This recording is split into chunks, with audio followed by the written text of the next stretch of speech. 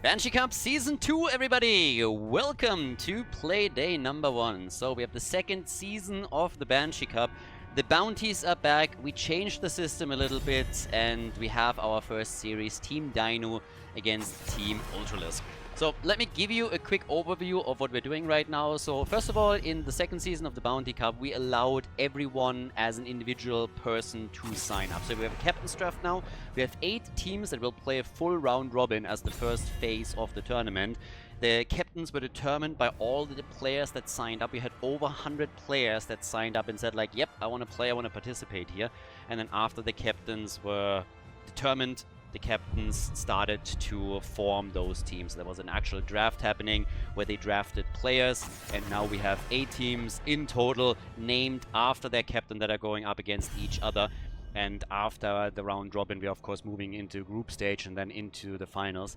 We have also changed the way that we're dealing with the bounties a little bit. So just a quick reminder, in Season 1, the playoffs, we started to introduce bounties, which was just an idea to incentivize teams in order to play certain heroes and win with them. And if you did that, you won some extra money. Now, some teams tried it, but it wasn't really as popular as we were hoping for. Some teams did it, but they just couldn't win those games. So now for the second season, we decided that we will do things a little bit differently. So the first thing is that you can now try and complete a bounty every single map. Previously it was only every single match. Now you can do it on every map within a series. This is the best of 3 that we're looking at right now. Our first match is Infernal Shrines. And we are making it a little bit different. So right now, it's not a fixed amount of money that you get for every completed bounty, but we have an actual pool of prize money for the tournament and then a bounty pool. For the tournament, we're $1,500 that are split between the top 3 teams, and then there's a bounty pool of $1,000. So basically what happens is every single time that a team, starting here in the round robin, completes a bounty, they get a ticket for that bounty pool. So if at the end of the tournament, let's make this simple, one single team completed a single bounty, they get all the prize money. They get all the $1,000 that are in the bounty prize pool. If another team also completed a bounty, then each team gets 500 and so on and so forth. So as you can see, at the beginning of the tournament, the incentive for the players to actually go for some of these bounties is super high. And then towards the end, when you go into, you know, high-stake games in the finals, you might not necessarily go for some of these bounties. So you have like all of the cool, funny games at the start. That's kind of the idea behind it. And then later on, the teams obviously are already fighting and are really trying to just like win, and will be highly unlikely to give themselves a bit of a handicap. These are, by the way, all of the bounties, so we changed them a little bit. We removed a lot of the team bounties. We added a couple of others that are super interesting in our opinion. The goal was really to just make things fun. Each team has their own bounty board. So each team can, for example, complete the bounty, win with a butcher one time. You can't just farm the same bounty over and over and over again, just as a bit of a side note here. But I think that explains roughly where we're going with this. If you've already watched the first season, then you're kind of familiar with the concept itself. But of course, here the adjustments, we'll see how much they come into play. So it should be pretty fun. Now, with that being said and done, we now have as an opening for Team Dynouh. This is again Playday number 1. This is literally the first game, the first series that is being played in Season 2. We have Joanna and Blaze. We get Sylvanas and Rhaegar. So no bounty attempts just yet. Maiev and Diablo are being played. Oh, and by the way, with all of the players that signed up, we have Hyde playing for Team Dynouh. He's using the account Crow here, so he's playing Blaze currently. And we also have an A representation. Porky is playing for Team Ultralisk, so there were a lot of Americans that signed up for the player pool. There was one Korean Hyde, and he got picked then as well. The games are still being played on the European server, so there is a bit of a disadvantage. So, with that, we now have a Malthael and a Gul'dan to round out the draft for them here. So, triple front line for Team Ultralisk on the first map on Infernal Shrines. And last but not least, what do we get for Jaden here for Team Dynouh? We get, well, you need a little bit more damage on this one. And the choice is Mephisto. Mephisto's in the house, and with that, Infernal Shrines is set game number 1. We are starting off with Season 2 of the Banshee Cup. Let's go, everybody. Here we go, Team Dynouh against Team Ultralisk. Game number 1 in our best of 3 series, and over on the left side we have Dynouh on Sylvanas, Jaden on Mephisto, Krankel on Johanna, Danozovsky is playing Rega, and Hyde is playing Blaze. Over on the right side of the map, Team Ultralisk with X-Ray on Brightwing. We got Meneldor on Malthael, Porky on Diablo, Außensider is playing Gul'dan, and Ultralisk is on Maiev. So, I'm actually pretty excited for this. Captain's Draft has obviously a couple of drawbacks. It has a lot of advantages too, but it has some drawbacks as well. Some of the advantages are that everybody can participate. There's always, you know, like in every single game that you play, there's always that most of the time it's a bit of a rumor, but there is a certain amount of truth to it, that you have to be part of the boys club in order to get into some of these tournaments. Now for ours, this is not necessarily true, because nearly every tournament that we're running is open and teams can sign up, but a lot of people in the past have made the argument that it's really tricky for them to get a full 5-stack together, but they would like to participate as individual players, and Captain's Drafts allows for that to happen. And with over 100 people signing up for this tournament, this was obviously the case. So this is pretty cool. You also shake up some of the meta in the sense that teams that usually dominate tournaments cannot just simply form with some of the top players, so there is a certain mix happening, and it leaves people a bit in a situation where nobody knows how strong is everybody. You obviously have a bit of an idea of what the power level should be of certain teams depending on the players that we're able to draft, but there is a lot of synergy that can unfold between also unknown players or lesser known players that then can come in pretty strong. Some of the disadvantages is that these teams are freshly formed, so at times synergy is just missing a bit, particularly in the first few games that are being played. But it's definitely a pretty sweet approach, and currently we don't know a whole lot about the power levels here. We haven't seen anybody in action yet, so let's see what's gonna happen in the series. Außensider's the first one to fall. Okay, the Germans, first blood in Banshee Cup number 2. The German went a little bit too far and got taken out. Reminds me of something. Shut up. Kill against the kill so far, and well, Sylvanas all the way up to the top right now, starting to push this through. We're having Gul'dan obviously now coming back as well, and off we go. Dynouh is on the way. Did Blaze actually die first? I think Blaze died first, didn't he? Yeah. Kind of went a little bit too deep here on my own story. So yeah, Blaze died first. So Hyde went down, and then they eliminated so yeah. Sorry Hyde, it's actually you. Hyde dying first in the tournament. You know, I was just doing the typical thing, blame it on the Germans. You can't really go wrong with that. So yeah, was worth a shot, but I got called out pretty quickly. Alright, either way, we have, for now, the first objective popping up. Level 4 is in for both of the teams, which obviously means that we're now talking level 7 as usual on Infernal Shrines, and we're going into the first objective here. I'll be curious as well when the teams are starting to go for bounties, if this is going to happen already on Playday number 1, or if the teams are just starting to get themselves a couple of points for the scoreboard. Because the one thing that I actually have to point out here is, it is highly important that you make it into the higher ranks in the leaderboard. So this is a full round robin.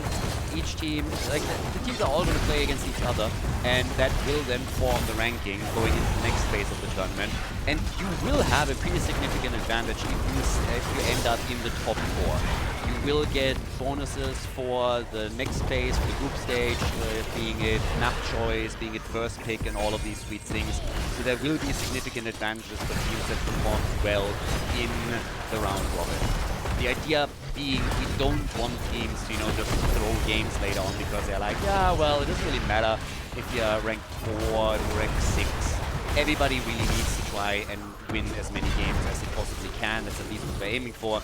And then in the same context, you also want to complete a couple of bounties. Because keep in mind, the less bounties are being completed by other teams, the more money you can make out of that bounty prize pool.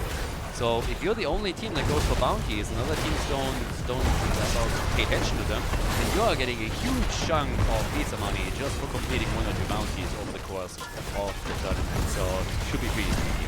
Level 7 is in, easy first objective also for Team Ultralisk, because they're trying to go for the first fort. Malthael is now coming down from the top and is joining the fun. But the defense is strong. They lost 50% of their HP on the fort and were still able to push everybody back out here. So there it is. Now, with level 8 slowly kicking in, there's not really a big advantage or anything. He did a bit more structural damage than your opponent, but this is still a fairly normal opening into the game. Nobody taking too big of an advantage. There's obviously the structure lead at the bottom of the map, but if they can build on it and capitalize on it, that is a bit of a different question. So, we'll see. Now, Khaldor is already starting to move around a little bit over here. And yeah, in the meantime, Ultralisk sitting tight. They're still one of the camps away, so they are now able to take that one as well. And down at the bottom of the map, let's see what we're gonna get here. It honestly seems like they are walking away with pretty much every single camp. I mean, they're painting the entire map red, and now Diablo might be in trouble too. There's a stun against Porky, nicely done. Well initiated from Hyde, but Porky is still alive, and finally Diablo goes down. Not too shabby. Brightwing falls 2, that's 3 kills to 1, and we now look at the same time also at a pretty sweet move over here with level 10 kicking soon in for the blue team. So while they weren't able to get all of the mercenary camps and they had to let quite a few of them go, they got some kills. They still have to take a bit of a... They have to sit back a bit when it comes to early level 10s, but they are keeping themselves in range properly. So right now, we got last rites in as the ult from Alphael. We're still waiting for Sylvanas to make a choice. But that being said, Thorns of Hate is in. And up towards the top, we have Blaze now sitting tight for now and trying to just get the extra experience, push the lane out a little bit. Malta is going to join him in a moment, and then it's going to be the one-on-one side laners once more. They're going for Jojo, it seems. Porky is always looking to hammer somebody else into a wall, and then follow that up with an additional kill. I kind of like it though. We have 4 kills so far. They're basically evenly matched, and that's exactly what you want in a captain's draft situation. You want the teams as evenly matched as you possibly can. So yeah, we'll see if that's going to be the case here. And I kind of like it. This is exactly how it's supposed to be, you know? Now, a little bit more damage being done over here as they're moving towards the bottom and finally take out that 4 that allows catapult pressure on the bot lane. So really sweet rotation and a good call here from Ultralisk, I presume. He's probably going to be the one making most of the calls for the team here. Okay, action is coming in again. Gul'dan, careful, and Außenseiter goes down. 4 kills to 1. There's the attack on Khaldor. They're trying to take him out too. And yes, he's gonna fall. Malthael is dead, but he got a kill on Rhaegar. The doggy is down as Last Riots gets the kill, so he's at least trading. Malthael was able to get a counter kill and also a stack for his ult. Now, problem is that Ultralisk is in a bit of trouble and has to jump out, so that's the next issue. Ultralisk obviously on Maiev. Insanely good hero pick for him. I should highlight that we again have the same draft rule that we had in Season 1. Heroes can only be picked once within a match. So Maiev after this one cannot be picked anymore by either of the teams, which means that this is the only time that we're going to see her here. So Ultralisk won't be able to try and pick her up later on again. Still has Kerrigan available, of course, as a potential pick. But yeah. Now, with 22 stacks on his level 1, Außenseiter on Gul'dan is starting to really go for the air code corruption. He wants, of course, to get the synergy with Gul'dan's affliction and get the full potential out of that once that he hits level 16. The fight for the Punisher is also leaning a bit more towards the red team again. There's a lot of AoE that is kicking in, and specifically Außenseiter is just doing absolute work with this. They're trying to go for the kill, last rites, and it hits before the Ancestral is out. Jojo is dead. Nicely done, and that should guarantee them another objective. Now the blue team hasn't given up on this yet, but they have to let this one slide. Dynouh is on the wrong side of this fight. Yeah, Dynouh is dead. He can waste that time a little bit, but he's not going to get out of this one. So yeah, he's trying to jump out, gets bullied around, and will eventually fall here. Especially now with Ultralisk coming in, and zip! There's the final hit. That was absolutely inevitable. So they go for the Punisher in the middle. Defense is starting up. 5 kills, 2-4. And there's Diablo, maybe a bit too far out. Brightwing with the attempted heal, but no, Dibbles is gone. Porky has been eliminated. at least he had his soul stacks together. So he's back on the map. He'll have to build that level, that baseline up again. But yeah, better than nothing. Now 1 fort destroyed at the bottom of the map. And in addition to this, in the middle, another fort has nearly been destroyed. But it's still standing. So if you want to nitpick a little bit, you could say that Team Ultralisk is maybe struggling to just probably come... nah? What's the word I'm looking for here? Capitalize! To capitalize on those objectives that they're getting. Yeah, the language difficult. The words, they're not coming. So, it's actually also kind of wild that only Maiev and Mephisto haven't died yet, though, so far. Team Dynouh has still one thing going for them. A, their defense, whenever they're losing objectives, is not too bad. Yes, they lost the fort at the bottom of the map, but that was only after a good rotation from Team Ultralisk. But even in the middle, they were able to hold on to the fort. And they're getting kills, as you can see here. Really good combo against Maiev, and they're getting kills. 7 kills to 4. It's not really working for them yet overall. They're still behind experience, and they have lost 2 objectives. But if they can keep that kill ratio up, as the game continues, they're going to find themselves in a better and better position because of the increased damage. So, something to keep in mind, specifically with Sylvanas being one of their heroes. If they get decent kills in the later stages of the game when death timers are high, they have a position on the map that they can exploit very easily. Use Sylvanas to take some structures out. So, that should concern Team Ultralisk a bit. So, while the blue team is... struggling might be a bit too strong of a word. Is still a bit behind here overall and has lost 2 objectives now.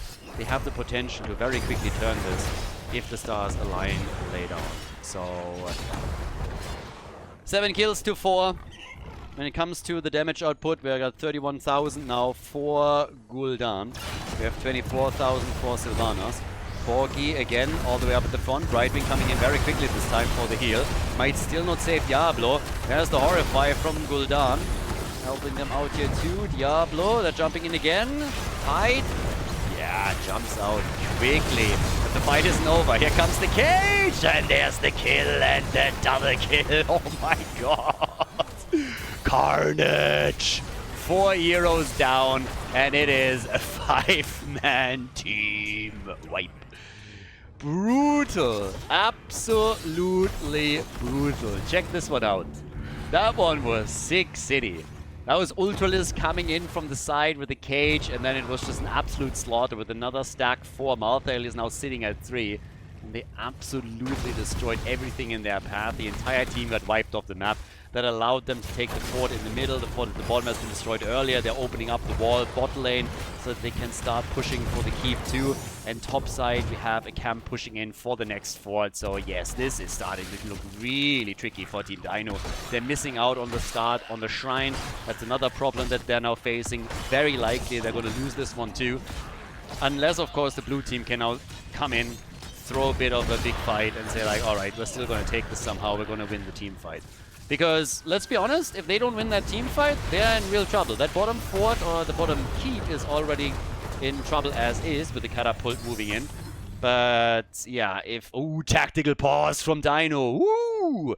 Yeah, Hyde dropped. The Korean dropped. He had a couple of logging problems earlier. So, yep, Hyde apparently dropping out of the game. But that gives us an opportunity to talk a little bit about the situation here. So first of all, the fort at the top has now been destroyed, so no fort anymore, which means that all of the forts are gone. This is going to push even more aggressively for the top side wall. The problem is that the wall at the bottom of the map got already destroyed. And 1 catapult is already sitting here to start doing some damage. Now, on the objective, we have now 32 stacks against 3, which means just a few more pokes from Gul'dan. And we'll see another Punisher. I think this is the 3rd then? 3rd should be the 4th, if I'm not mistaken. Whatever. Quite a few. So, yeah. Team Ultralisk, if they get this one as well, means they are likely taking the bottom keep. And Dynouh's team is now more than a level behind, which is another huge problem. So if they find themselves in that spot where not only are they trailing farther in experience, but they're also losing another objective, then you very quickly see how this is going. So they are in a real dicey spot. And the ideal situation for them would be to win this fight now and somehow take that Punisher. I just don't really see how they can make that work. What they could do in a best case scenario is take 1 or 2 heroes out, they will likely lose the objective either way. But let's say they get 2 kills here, or maybe even 3, and then they defend against the objective. That allows them a bit more map control. They can maybe try and bridge the gap in experience a bit. But if they lose this and maybe even lose a hero, then of course that bottom keep is just gone. And we don't know just yet how much of a problem this top side pressure play is. Because normally you would hope that the Shaman would push in far enough that the towers take care of it, but that's not the case here. Catapult has now spawned too, so yeah, they're in a bad spot. Punisher is already taken, and no, yeah, the bunker saving Hyde for a moment, but this doesn't look good for him.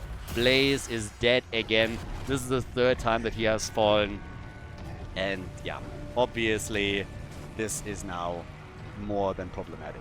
I mean, really, really problematic. So, yeah, not a lot more that they can do here. They need to try and defend at the bottom of the map, but I think the fate of this keep is sealed. Another cage in the attack. Good Ancestral this time, but he can only use so many. So now 3 heroes are gone. 4 in total have been destroyed. And this, ladies and gentlemen, might actually be game on our first map in this best of 3 series here on Playday number 1 of the Banshee Cup. We started with a round robin. This is the first map for Team Dynouh and for Team Ultralisk, and the red team is going to walk away with a victory here. So congratulations.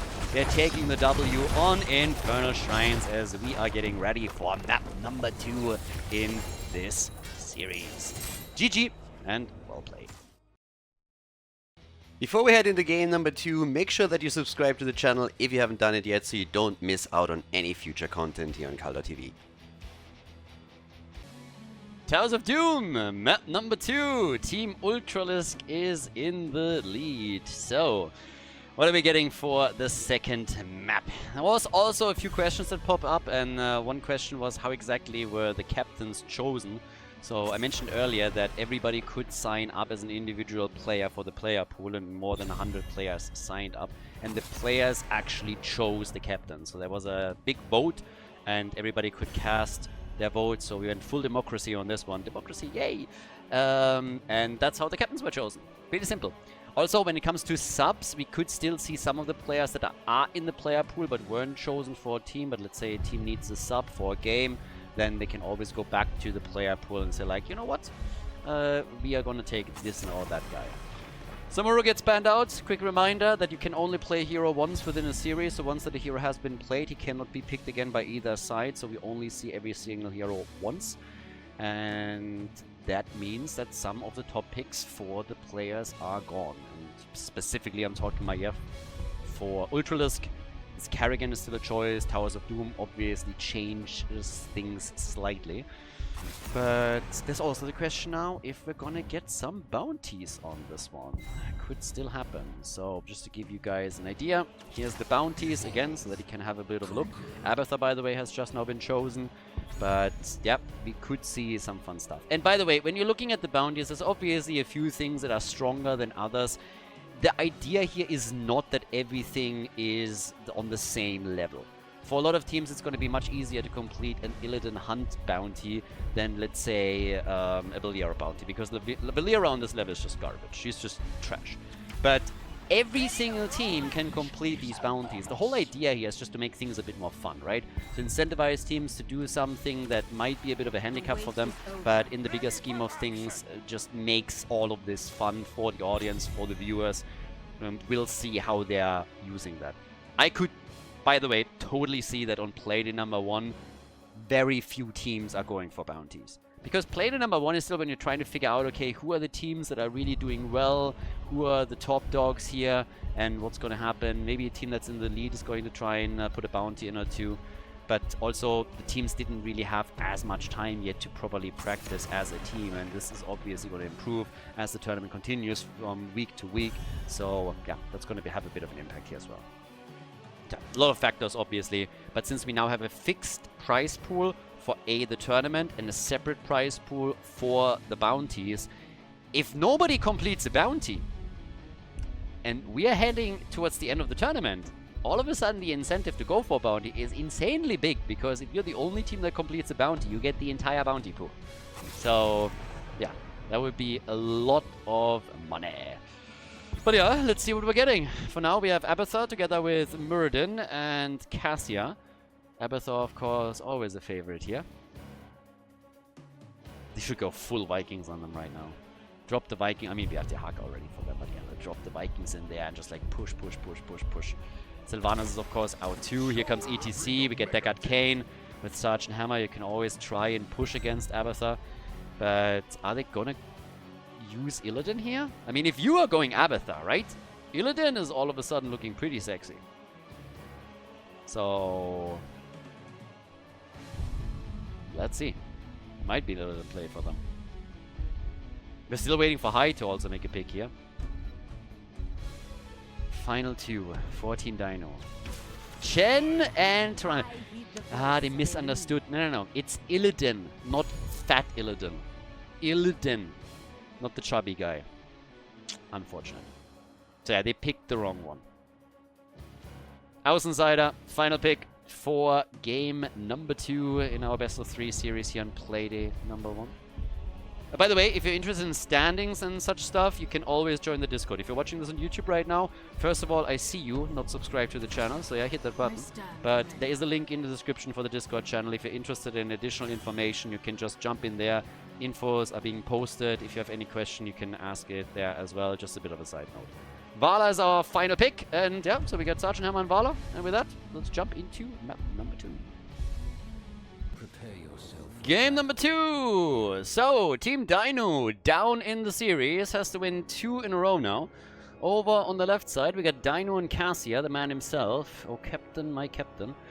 Crow on Chen, Krankle is playing Muradin, we got Danozovsky on Tyrande, and Jaden is playing Abathar. On the right side of the map, X-Ray with Deckard Cain, Porky with ETC, Ultralisk is playing Sergeant Hammer. We have Außenseiter with an arrow build, going straight into the puncturing arrow on level 1, and Menildor, last but not least, playing the Haka. So, good stuff. Okay, so with that said and done, down at the bottom of the map, the party is already starting up slowly. They want to get Sergeant Hammer into position. We have on level 1, again, the advanced archery. Yeah, and Hammer is immediately getting attacked here. So Ultralisk needs to back off already, as Fat Illidan was making his approach. Played by Hyde, by the way, going in the Storm Stout secret recipe. So, all those secret recipes. Oh, boys, we had fires now.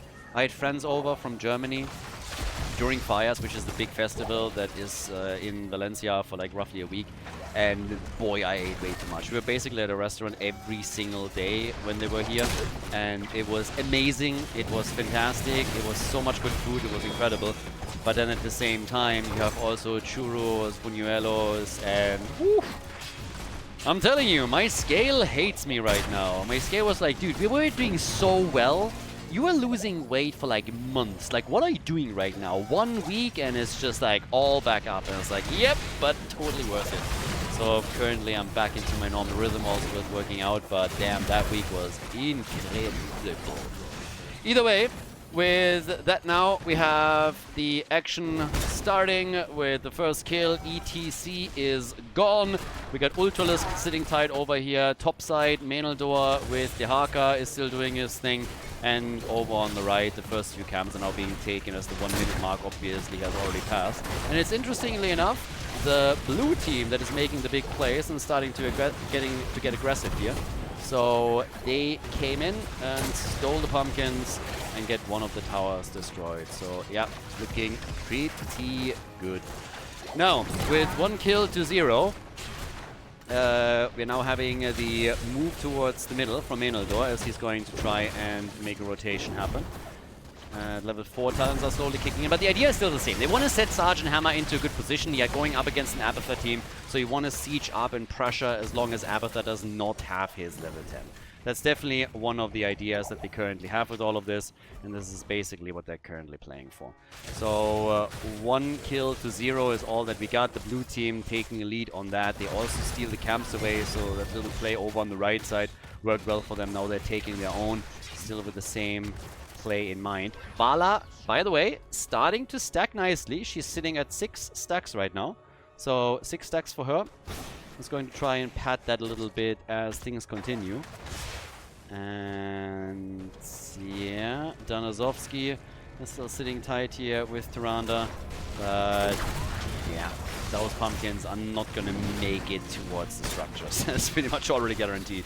We have a triple altar phase up on the other hand, and X-Ray is... No, he's getting interrupted! He was so close to sneaking in the altar at the bottom of the map, and then Krankle came in and said like, you know what, how about I shut that down right away?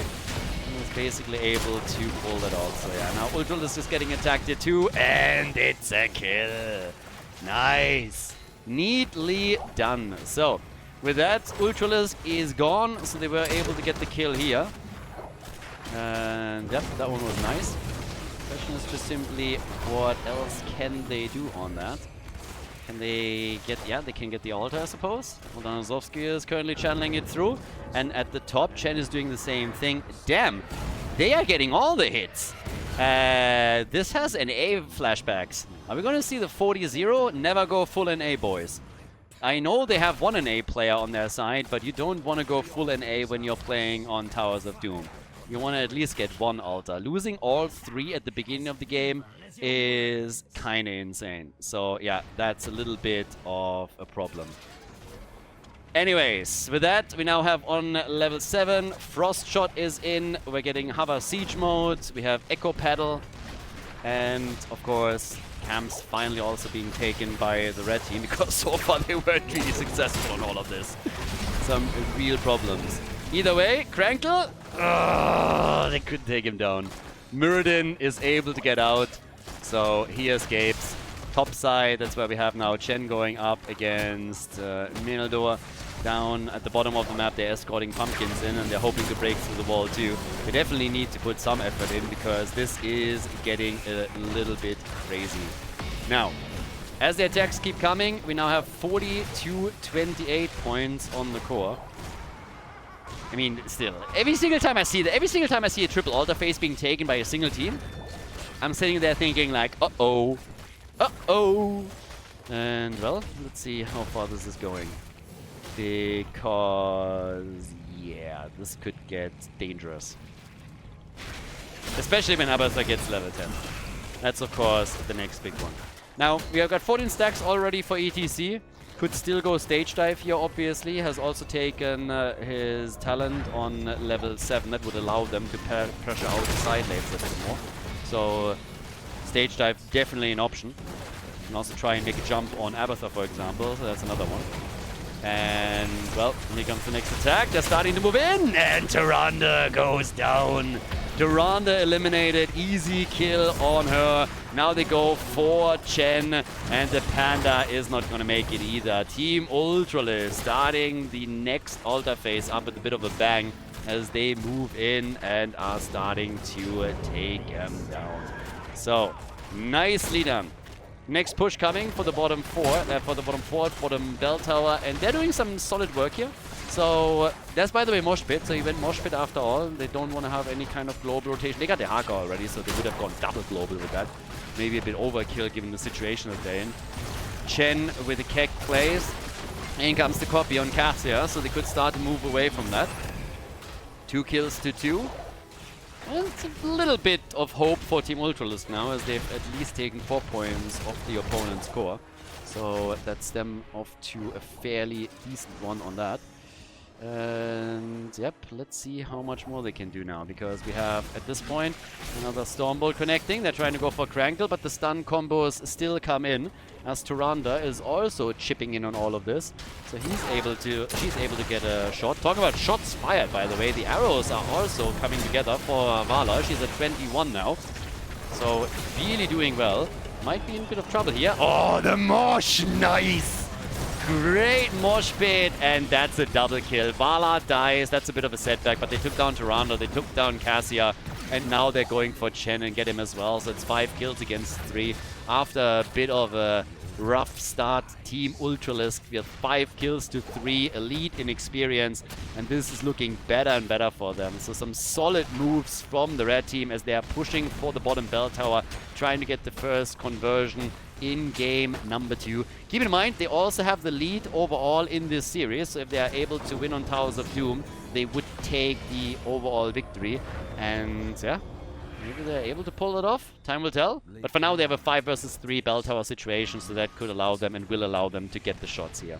Doesn't seem like anybody is really trying to interrupt them. Level 13 is also a little bit too close for comfort for the blue team, so they're just letting this one slide, and then we'll see how much farther they will go with this. But obviously, a pretty decent start now. Pumpkins will make it down to the bottom of the map, and since they're also claiming the second camp, there's a good chance that they're going to aim to push at least some of them through and get the shots here. But in addition to that, we now have them just sieging up with Sergeant Hammer again. Dehaka sitting at the side lane, getting the extra experience for them. And yeah, Bala with 21,000 damage. Sergeant Hammer with 28k, so also pretty decent damage output. But Cassia, she is still high up as well, sitting on 27. Good Valkyrie attempt, but also really nice siege tactics here from Ultralisk, popping his level 4 cooldown in order to make sure that he doesn't get hit too hard by Cassia's ult and finds himself on the receiving end of an ass-kicking. So now they have the talent advantage. We have 31 points on the core against 28. Still a bit of a lead for the blue team, but nothing to write home about, obviously. So nothing too much that they can do with that. Here come also level 13 talents now for the boys in blue, which means that we get Soma transferred again. So yeah, that's always a nice one. Bit more sustain. If you want to use that with Murden, for example, you can easily do that. Doesn't really matter who. Chen works extremely well with this talent too. There's a reason why Abyssal gets played with Illidan a lot. Same logic applies to him, of course. Tranda with some interrupt potential that she can still shake out whenever. And now at the top, still the next attack here. So yeah, looking good so far. We got 3 kills to 5. And even with the small advantages for Team Ultralisk, they're not too far ahead or anything. So yeah, this is still wide open. This game is anyone's to take. Attack come in, so does the Haka, and here comes the first drag, but Chen should be fine. Well, maybe not. And the blue team is a bit caught between a rock and a hard place. They come into the middle, but they don't have a retreat path, so they're losing Chen first. The Abyssal copy is gone. Now the focus on Muradin, and he's not making it either. Muradin is gone. He's eliminated. So, yeah, that's one destroyed, and they're trying for Dynouh. More and more stacks also for Vala, who's now sitting on 28. And they're getting Crankle. That's 2 kills. Both of the frontliners are gone. And of course, with the double altar that we now have up, this is a problem. And a pretty big one at that. So both of them are being taken, which means that in total 10 shots are going to be fired here. Chen is just now coming back as the next volley hits the core. Yeah, and they are in trouble. And in quite a bit of that. So they are going to try and retake the bottom of the map. Suppose that this is going to be something they should be able to pull off here. But yeah, they definitely find themselves in a bit of an awkward spot right now. So let's see what they can do with this. I mean, either way, they're down in points on the core now as well. We have them on 21 against the 28 for the red team. And level 16 is so close that in near future, they're not going to have any relief here. X-Ray. The mosh pit. Trying to zone a little bit. He expected them to chase that Arcane down, which didn't happen. But look at that drag. Nicely done. That's the end of Chen, so he's gone. They're taking Cassia down too. And there's just so much momentum going now for the team. I mean, they are really crushing it. They have not lost that bottom bell tower ever since they took it over. So that's already a huge win for them. And now on top of that, they are able to move into the middle, maybe apply pressure here as well. Second one would of course be great for them. The Haka still playing out with Muradin a bit on the side. But yeah, that's not going to be a problem for them either, I'd assume. So level 16 is in. That gives us Manticore. Gives us also the Giant Killer for Ultralisk. So lots of damage here now still coming from them. And if you're just looking at the numbers, we have now 48,000 for Sergeant Hammer. Cassia, to be fair, is sitting in second place. Here's the triple altar phase. I mean, remember how the last one went? The last one went 3 altars to the blue team and none for their opponents. If that happens again here, then well, Team Dynouh would be in single digits. Talking about digits, there's another 3 that connect. That's 3 more shots fired, and bam, more and more trouble for them.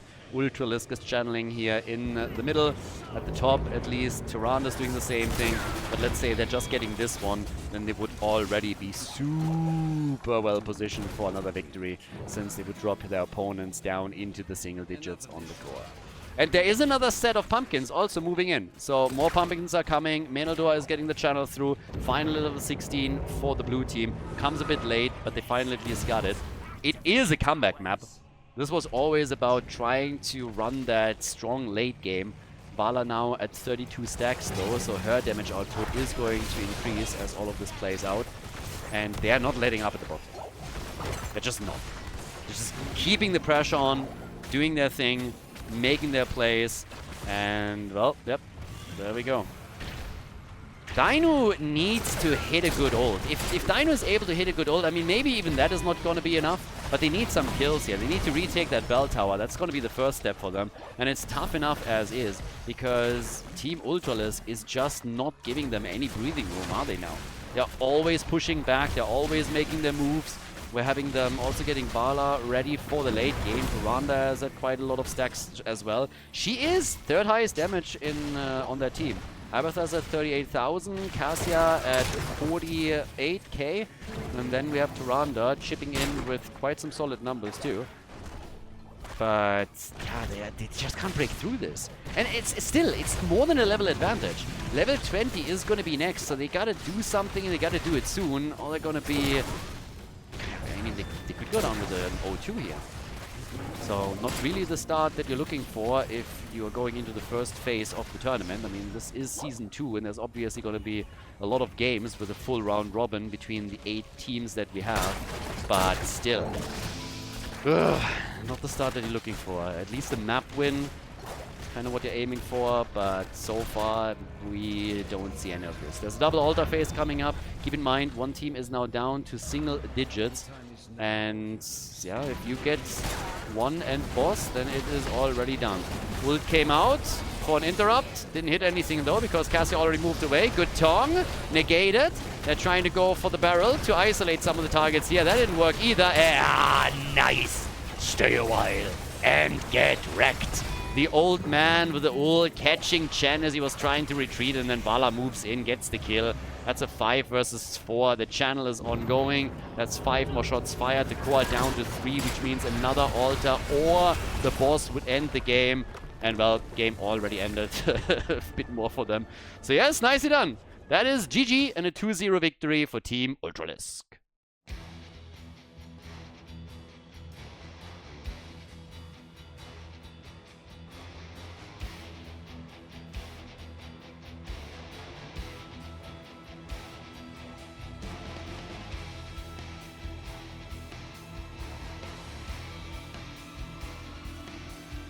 Thank you everybody for watching the video today. I hope that you enjoyed the show and the commentary. And keep in mind that the spoiler protection that is going to run for the rest of the video is made possible by all the support on patreon.com. So guys, if you want to support my work, if you want to help me start new projects and keep the spoiler protection in place, please consider heading over to patreon.com/Khaldor. There's also a link in the YouTube description, and check that out. Thanks in advance, and see you guys next time with more esports coverage here on Khaldor TV. Have a great day.